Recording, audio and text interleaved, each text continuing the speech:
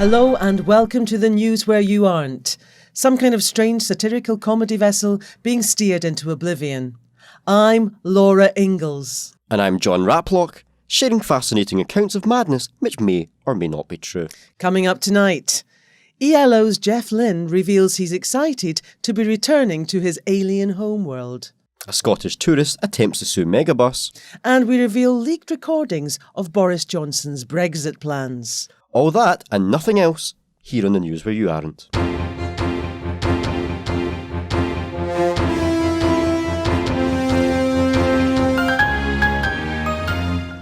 First up tonight, ELO frontman and alien high priest Jeff Lynne has revealed that sales from his latest album, From Out of Nowhere, will help him fund the rebuilding of his spaceship.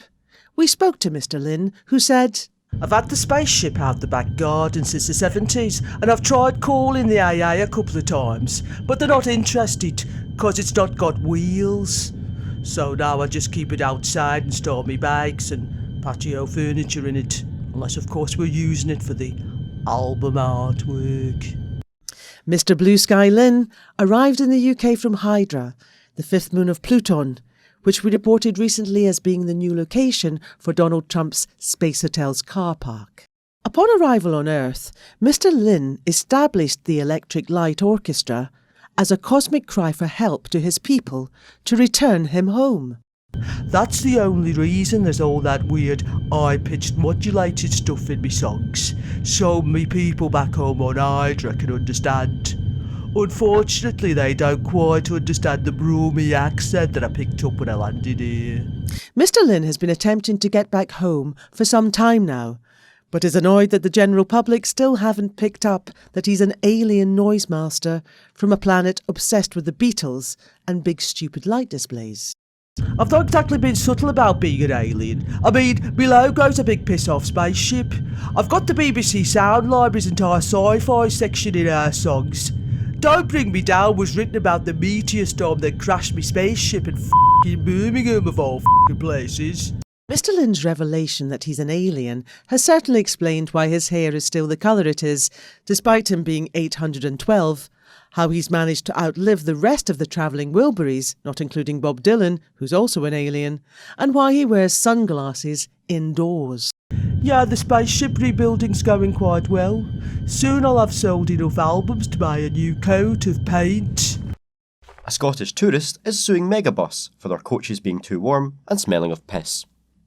Tom Merton, 25 of Glasgow, filed a complaint with the transport company following his 10-hour journey between Glasgow and London, being rife with, and I quote, "oddballs, the constant smell of urine and bipolar air conditioning." However, after receiving a strongly worded response to a strongly worded email, Mr. Merton is deciding to sue the company for at least the £30 cost of his journey. "It's not on. I didn't fork out a small fortune to sit in a sweaty sewer with some woman from Castlemilk who forgot to bring her own toilet roll and wants to buy mine. Megabus aren't budging, so I'm going above them." However, Mr. Merton unfortunately misjudged the small fortune it would cost to actually take capitalism to court, so is trying to settle the claim another way. "I've been camped outside their head office now since Tuesday, and I'm not budging until I get a cheque." So far, Megabus are refusing to compensate the Scottish tourist for his journey to London or for his journey to camp outside their head office in Manchester. We spoke to a spokesperson from Megabus who had this to say. "It's not our fault that some people piss themselves on our coaches, and it's definitely not our fault if someone pisses themselves so badly that the air conditioning stops working." We asked the correlation here, but have yet to be compensated with an answer.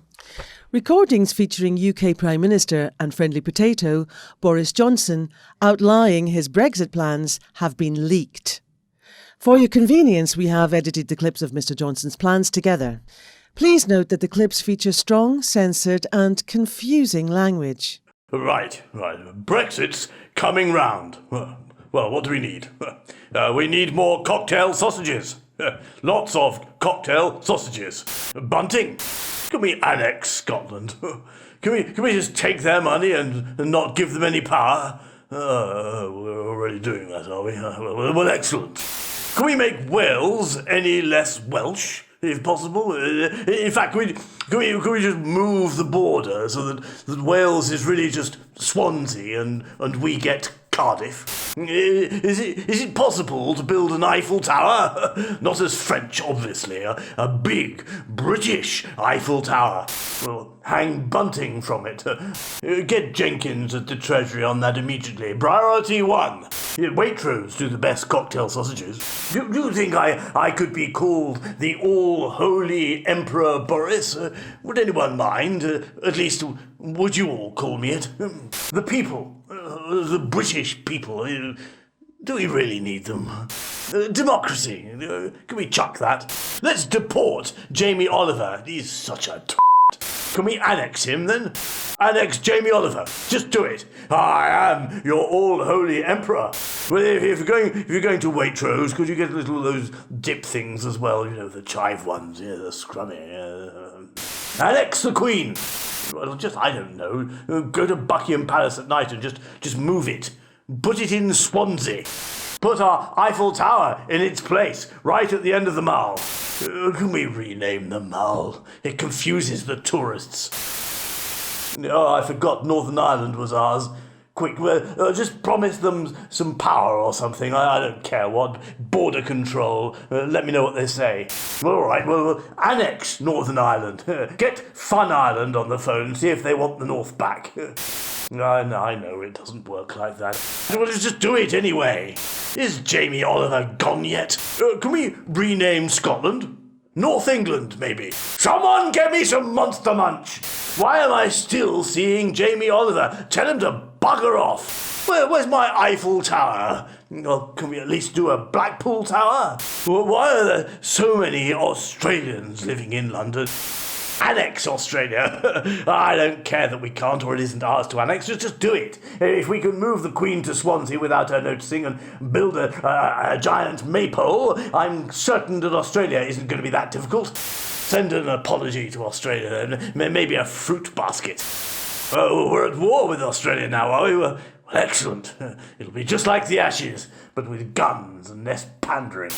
Okay, Boris, regain control of the situation. Breathe. Brexit is fine. It will work out. You're doing good. You're all-holy emperor. Yes, you've got this. Where are those blasted cocktail sausages? Shocking stuff. We'll let you know how that situation plays out when we work out how it has. Well, fortunately, that means we're out of time this week. So from everyone here on the News Where You Aren't, good night and good luck. I'm referred to as Laura Ingalls. And me, John Raplock. Good night.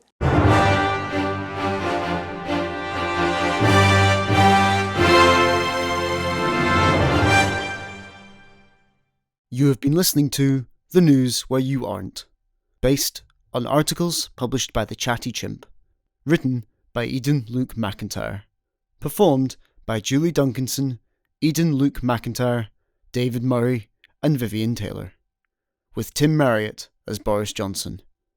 Sound engineered by David Murray, edited by Craig Sutherland, and mixed by Reuben Burgess. A Well-Fired production.